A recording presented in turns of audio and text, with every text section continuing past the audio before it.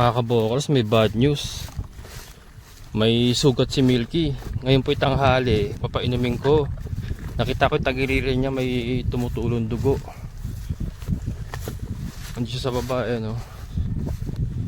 Hindi ko pa sigurado kasi lilinisin ko pa. May dugo eh. Hindi ko alam kung saan galing, pero parang butas. Parang may maliit na butas siya sa ano, sa gilid. Ito siya, oh.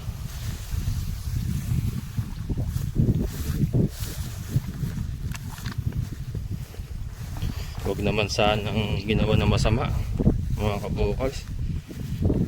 Tignan pa natin kung anong ano, kung saan ang gagaling talaga yung ano. Ayan, oh.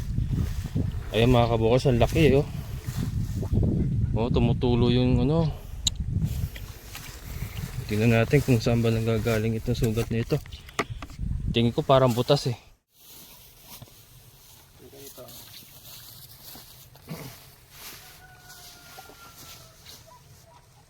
Ito tubig na may alcohol, mga kabokals. Yun ako sa panyo. Ay, tinapon mo. Tinapon mo, Milky. Sos. Tinapon. Dali lang. Ano mo kasi to? Sandali lang.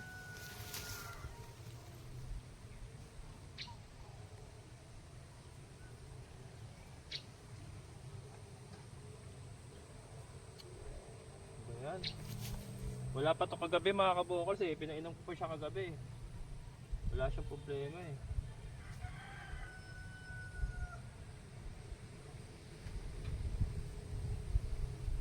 Tumulo yung dugo eh, oh.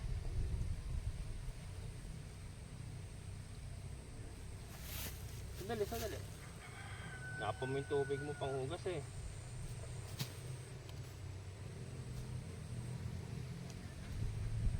Para makita natin kung ano ba yan. Sandali lang, bibig ko. Sandali lang dito.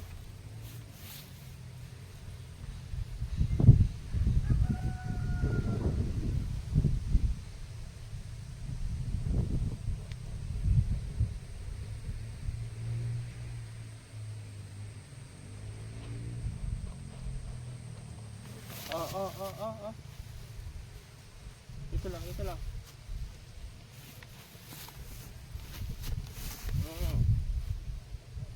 Mamaga na, mga kabokals, oh, namamaga.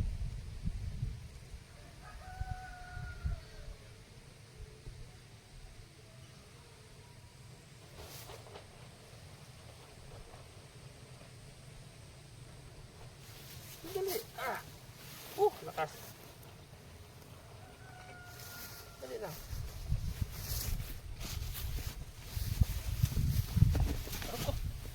Tumba na ako eh.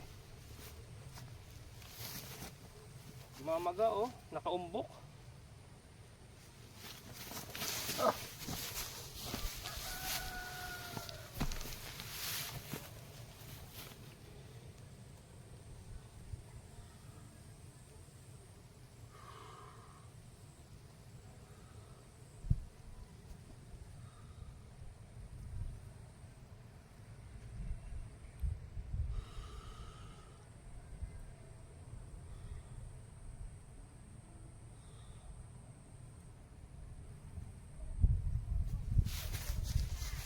Dali. Tingnan natin kung ano ito eh.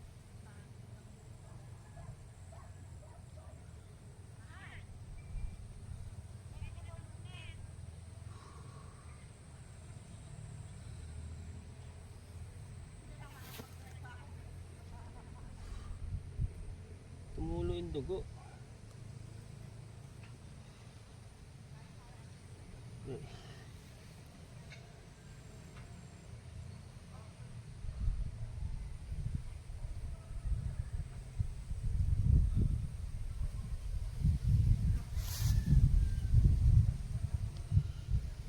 Meron siya maliit na sugat, mga kabokals. Ayan, oh.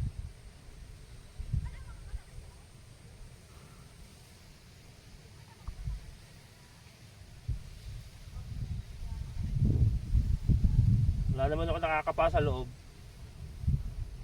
Kung may pumasok ba na ano, tingga o ano. Sa balat, ha. Hindi ko alam sa laman kasi hindi naman natin mapisil yung laman. Balat lang yung napipisil ko. Pero not sure kung meron pa sa loob. Pero may ano, may sugat na maliit. Oo.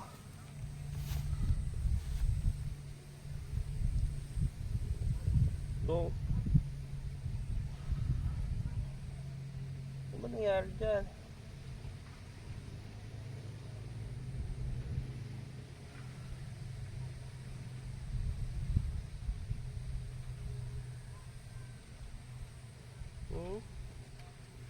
Nangyari sa milky ko. Lipat ko na nga doon mga kabukals. Lipat ko sa lote natin nilpa. Malapit sa akin.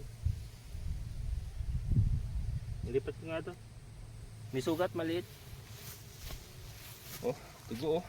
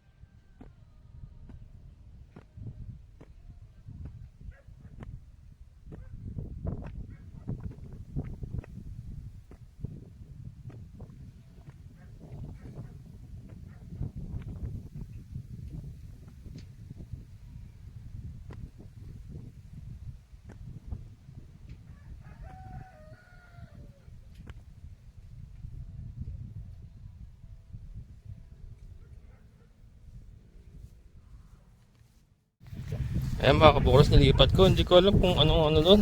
May maliit siyang sugat eh. Kanina kasi tumutulo yung dugo nga yung pinakita ko.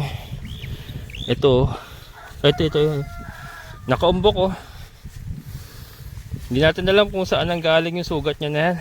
Pero ang pinagtataka ko bakit tumulo yung dugo, ang daming dugo. Kasi umano nga rito tumulo kanina. Ito yan.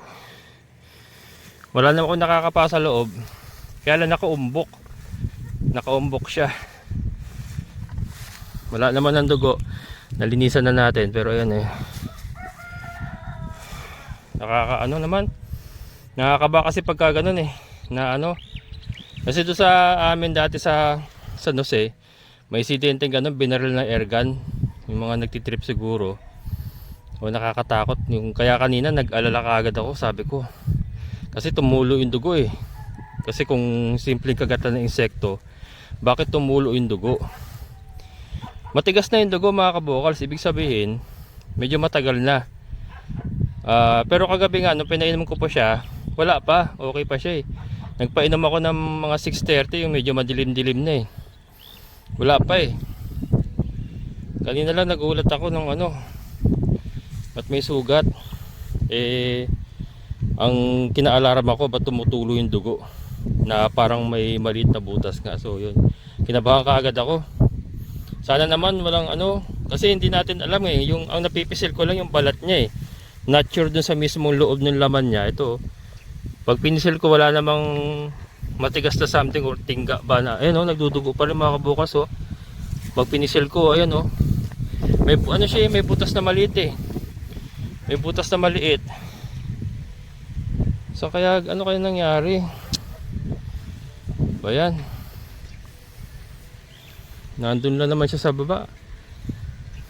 Kaya ano, nakakaano rin pag nasa labas yung alaga natin mga kabukals. Ano rin. Kailangan ko na mapagawa ng quadra ito para na ipapasok na sa gabi. Kasi nature, di ba? Expose sila sa element ng kalikasan, element ng tao, element ng mga hayop, mga yun, basta medyo ano talaga, expose sila sa ano, mga elemento pagka nasa labas. Kaya kailangan mapagawa ko na ng quadra ito. Tignan ko nga yung mga bakal-bakal ni Edwin dyan na iniwan niya. Paano ko na lang kay Kuya Greg yan. May mga bakal pa si Edwin dyan na ano, yung boom niya, saka yung mga tubo-tubo niya dyan na ano, 4 na piraso yata yung tubo niya iniwan dyan. Baka magamit na pamoste man lang. Tapos ano, may pasok ko man lang siya doon sa ano, sa lote ni Sir Jun, yung may bakod. Yung may bakod natin doon sa kabila, yung pinagsusugaan natin ng kambing. May pasok ko man lang siya doon pagkagabi. Mabubungan lang. Tingnan natin. Pag finish, ayan oh. Ay, saan ba yun? Ito mga kabukal, so nakaumbok eh oh. Tapos pag pinisil ko, dumudugo pa rin. Pag pinisil ko, yan, likot kasi hindi natin maano. Ito oh. Yan ang pag pinisil ko, may dugo pa rin konti. Pakita ko nga kay Kuya Greg yung video mamaya. Baka na-experience niya na yung ganun sa mga baka niya. Huwag naman sanang ano, kasi mahirap niya kung napagtripan. Hindi natin alam kung ano eh. Meron sa loob eh. Kasi may butas maliit eh. Ayan.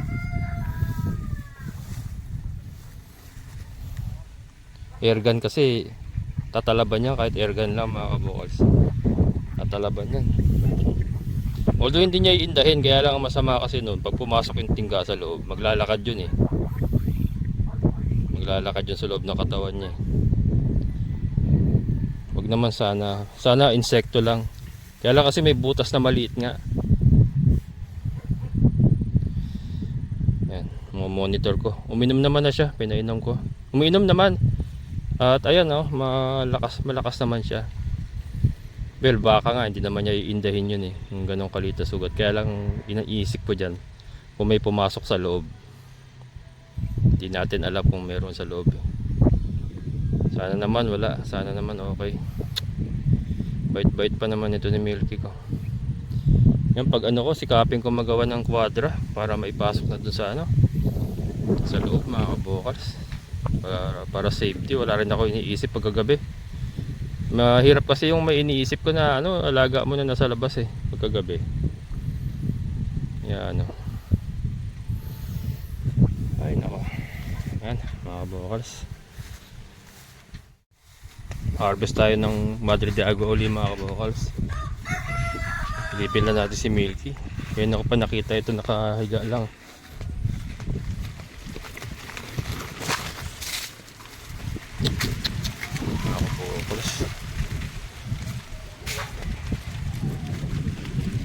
Higa lang oh.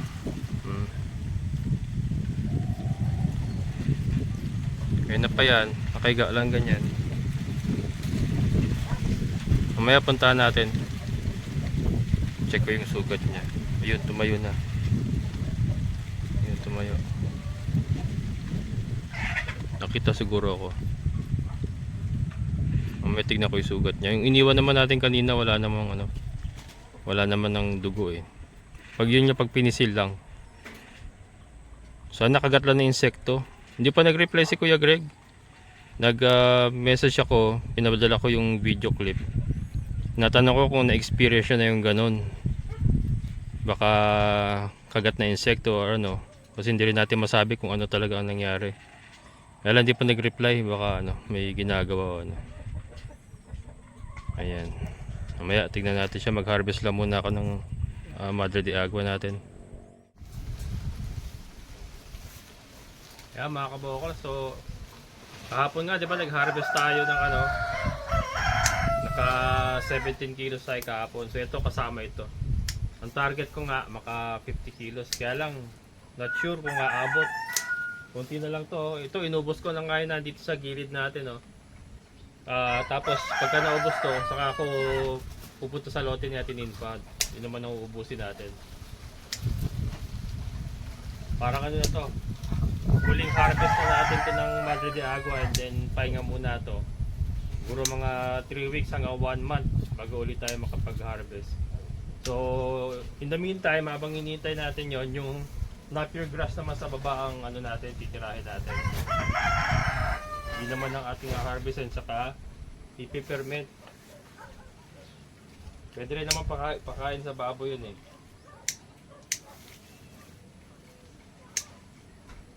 Kailangan talaga magdagdag mga kabokal sa pananim. Si Milky ayun, kumakain mga kabokal si Milky. Hindi pa rin nag-reply si Kuya Greg. Ako kung anong ginagawa niya. Linggo kasi ngayon eh. Wala siyang gawa eh. Mamaya pag nakakit ako doon, papakita ko na lang yung video. Hindi ko talaga alam kung ano nangyari, kung ano. Ano pang reason ba't nagkagano. Pero ayun, kumakain naman siya, ayun, nakatayo na siya. Ngayon tignan natin yung ano, sugat niya.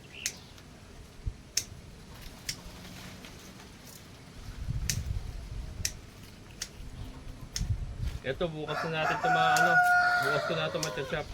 Maga. Hindi natin talaga makompleto ng isang araw kasi hindi lang naman ito ginagawa ko.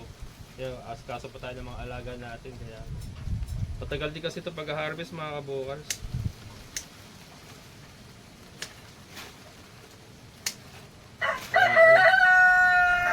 2 days. Yung isang sako, yung isang drum nga, 2 days nating hina-harvest yun. Tapos kinabukasan, chop, sabay sabay ferment. Pagka bukas, papakita ko naman sa inyo yung pinakamadaling paraan ng pagpe-ferment. Bumalik ako sa basic, yung unang ginagawa ko kung nakasubaybay kayo sa akin. Yung sa old area pa na pamaraan natin ng pag-ferment. Kaya lang dun kasi asin ang nilalagay natin. So dito ganun pa rin sistema, kaya lang molasses na lang. Wala nang asin. Yung content ko rin mga kabukals para makita nyo. Yan. Dami-dami pa to. Tapos lilipat pa tayo sa sa kabila, sa lote natin din pa para mapuno natin yung sana maka 50 kilos.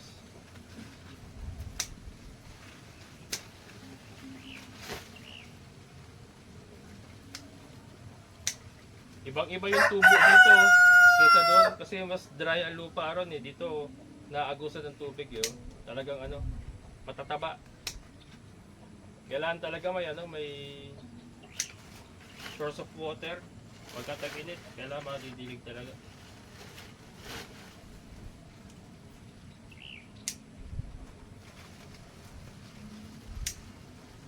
Yun.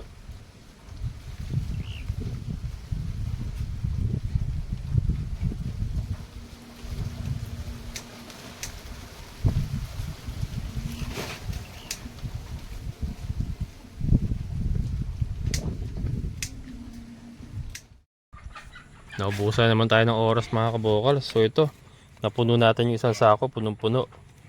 Doon tayo nagsimula eh. So umabot tayo dito. May konti pa natira. May mga konti pa. Daanan ko bukas sa maaga siguro. Harvest pa ako maaga bukas bago tayo mag-chop. Ito yung na-harvest natin isang araw. Dito tayo nagtapos. So yun, para ma-clear maano natin to, ma-harvest natin lahat yung buong paikot dito sa ating lote. And para mabuo natin yung 50 kilos. Wala pa ito eh. Yan, timbangin natin. Tingnan natin kung ilan ito na-harvest natin. Kahapon 17 kilos tayo eh. Ayun, halos ganun din mga kabukals. Pero to, parang nasa 18 ito. Ayan para nasa 18 kilos tayo ngayon. Ito kasi 20 kilos yung pula. Ayun. 18 kilos. So short pa tayo. Bukas ng umaga tirahin natin para maka 50 kilos tayo. Bebe ko. Musta yung bebe ko? Namuli ka.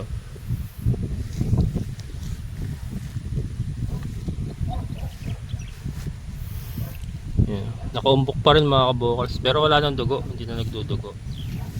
Lagyan ko ng quick kill kasi inaano ng mga insekto. Huwag mo tapon be. Inam na dali.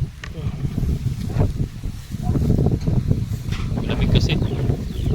Hindi masyadong yan, hindi mo talaga iinom masyado. Uminom naman siya kaya tanghali. Naubos niya yung dalawa kanina. Pero inom yan. So yan mga kabukals, isang palaisipan pa rin kung anong nangyari dito.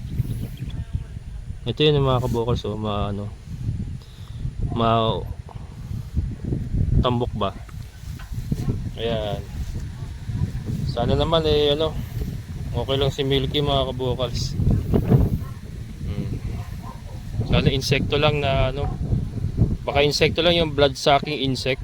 Tapos siguro na ano niya na natanggal niya na yung gumaganyan siya o na tamaan niya ng uso niya o ano. Kaya tumulo yung dugo, parang gano'n siguro. Sana gano'n lang. Pero i-monitor pa rin natin mga kabukals. Ma-monitor pa rin natin si Milky. Pero good thing is kumakain naman siya, normal na may mga galawan niya. Ayun, normal na may mga galawan niya mga kabukals. Kanina lang yung ano, parang matamlay siya, siguro inaantok lang. Nakahiga lang siya. Pero itong hapon naman na nagkakain-kain na diyan. Nakakatayo na siya. Diba nakita dyan ha?